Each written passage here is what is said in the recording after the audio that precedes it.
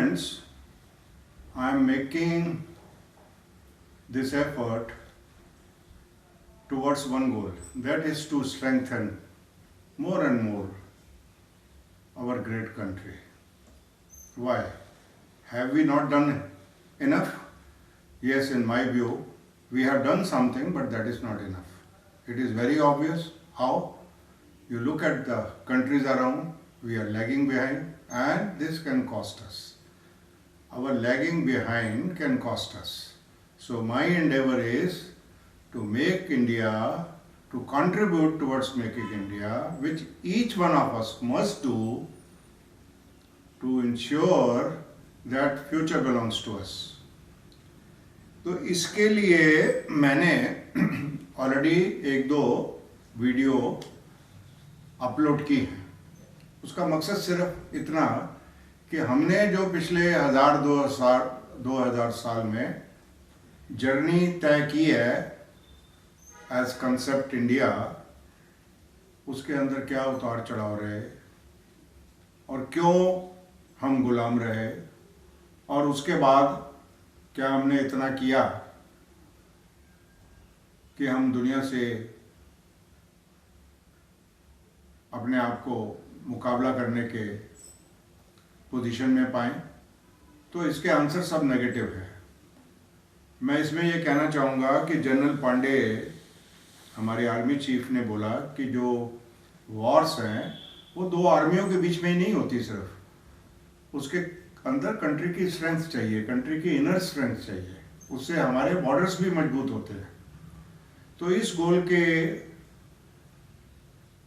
उपलक्ष्य में, इस गोल के कंटेक्स्ट में मैं एफर्ट कर रहा हूँ. अपना तजुर्बा जो ज़िंदगी का रहा है, बहुत कंट्रियों में जाने का मौका मिला और हम विज़ अदर कंट्रीज़ कहाँ स्टैंड करे हैं वो देखने की कोशिश की. तो दो वीडियो मैंने अपलोड की कि भाई हमारे को दो कंट्रीज़ ने, ईरान ने और इंग्लैंड ने गुलाम रखा कई सौ साल. ईरान ने किस तरह गुलाम रखा कि जब बाबर का बेटा हुमायूं शेर शाह सूरी से हार गया तो वो ईरान गया.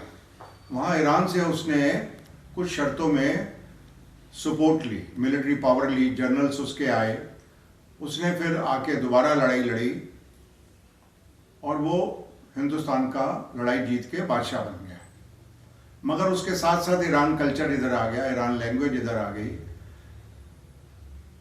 तो हम जब इंग्लिश बोलते हैं तो हमें पता होता है, मगर जब हम आपस में बात कर रहे हैं तो कई वर्ड्स ऐसे हैं जो पर्शियन है मगर हमें मालूम ही नहीं, वो हमारी लैंग्वेज में आ गए. जैसे आसमान, मैं वहाँ जाता था तो वो मेरे को आम ईरानी कहते थे कि भाई आप लोग तो आधी हमारी भाषा बोलते हो. तो मैंने कहा नहीं, हम तो इंडियंस हैं और अपनी हमारी हिंदी और उर्दू थोड़ी मिक्स है. कहते नहीं, और हम आपकी पिक्चरें देखते हैं और उसमें आधी भाषा तो हमारी होती है और आधी हमें समझ नहीं आती. तो फिर मैंने देखा कि वो ठीक कह रहे हैं. जैसे वहाँ पर एक वर्ड मेरे को कोर्ट में सुनने को मिला, ताजी रातें. तो जैसे यहाँ हमारी पुरानी पिक्चरों में भी दिखाते थे ताजी रातें हिंद, तो वो वर्ड वगैरह सारे उधर से आए हैं. तो एनीवे हमने एक मिक्स कल्चर लिया उन लोगों की के अंडर गुलामी की वजह से. तो मैं इसको कोई इंडिया को डाउनग्रेड नहीं कर रहा है ये कहने के लिए, मगर हमें ये ख्याल रखना चाहिए कि हमने पास्ट में जो किया उसे हमें बड़ा ज़बरदस्त नतीजा भुगतना पड़ा. और मेरी पिछले दो एपिसोड में ये एंडेवर रहा है कि उसका एक मैं तस्वीर खींच सकूं कि वो क्यों हमारे ऊपर हावी है, वो क्यों हमें गुलाम करने में कामयाब हुए. तो उसके बारे में मैं थोड़ा सा अभी और कुछ कहना चाहूँगा और उसके बाद फिर आगे हम आज कहाँ खड़े हैं और हमको आगे क्या करना चाहिए, मैं उस तरफ कोशिश करूँगा. क्योंकि अगर हम टोटली पॉलिटिक्स के ऊपर ही, पॉलिटिशियन के ऊपर ही डिपेंड करें कि हमें बहुत ऊपर तक चले जाएंगे तो उनकी लिमिटेशन है. कुछ चीज़ें पॉलिटिक्स सॉल्व नहीं करेगी, वो हमें ही करनी पड़ेंगी, हमें अपने लेवल पे करनी पड़ेगी. सीधी सी बात, क्या कास्टिज्म पॉलिटिशियन दूर कर सकते हैं कंट्री के अंदर, जो कि बहुत बड़ा इल था हमारी गुलामी का, हमारे डिवीज़न का. तो मैं थोड़ा सा और बैकग्राउंड बताना चाहूँगा कि कुछ ऐसे एपिसोड शेयर करूँगा जिससे आपको ये आइडिया लगे कि उनकी सुपीरियरिटी कितनी थी. एक बार क्या हुआ, मैं ईरान में अपने दोस्तों के साथ बैठा हुआ था, सारे ही ईरानी थे। तो उस टाइम पे इंडिया पे रॉयट्स हुए कुछ जगह पे, हिंदू मुस्लिम के, बहुत पुरानी बात है। तो उनमें से कुछ लोगों ने जिक्र किया कि भाई देखो हिंदुस्तान में तो ठीक नहीं है, माइनॉरिटी को दबाया जा रहा है। तो इससे पहले मैं उत्तर देता तो कई लोगों ने मेरे कहने से पहले ही उस मीटिंग के अंदर बोला कि नहीं, इंडिया एक ऐसी कंट्री नहीं है, ये तो एक टाइमली है, ये एक वक्त है, ये वक्त ऐसा आया हुआ है। अदरवाइज इंडिया तो 5000 साल पुरानी सिविलाइजेशन है और दुनिया की बेहतरीन सिविलाइजेशन जो है वो यहाँ से आई है। तो ये उनको हमारी कदर है, हमारे को वो मुकाम आज भी मिल सकता है जो हमारी सिविलाइजेशन ने हमें दिया था।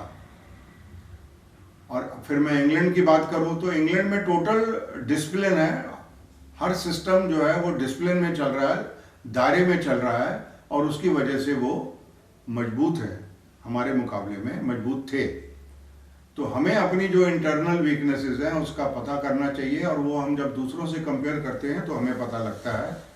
और इसके लिए मैं ये कहना चाहूँगा कि हर आदमी को समझना चाहिए और जो हम करने लगे वो हर आदमी को उसमें कंट्रीब्यूट करना चाहिए। जैसे यह कि साथी हाथ बढ़ाना, एक अकेला थक जाए तो मिलकर बोझ उठाना, इस कंसेप्ट के साथ मैं आगे और वीडियो अपलोड करूँगा।